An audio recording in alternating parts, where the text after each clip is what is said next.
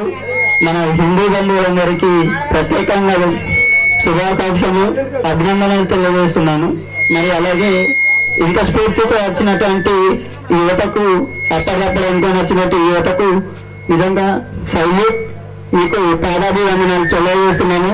ఎంతో నిలవలసిన మన హైందవ ధర్మాన్ని అనుభవించడానికి క్రైస్తవం అనేది, ఒక బైబిల్ అనేది పుస్తకాన్ని ముందర పెట్టుకొని మన హిందువులను అనుభవించడానికి వస్తున్నారు. వారిపైన చేసే యుద్ధంలో మొదటి అడుగు మేమంటామని హిందూ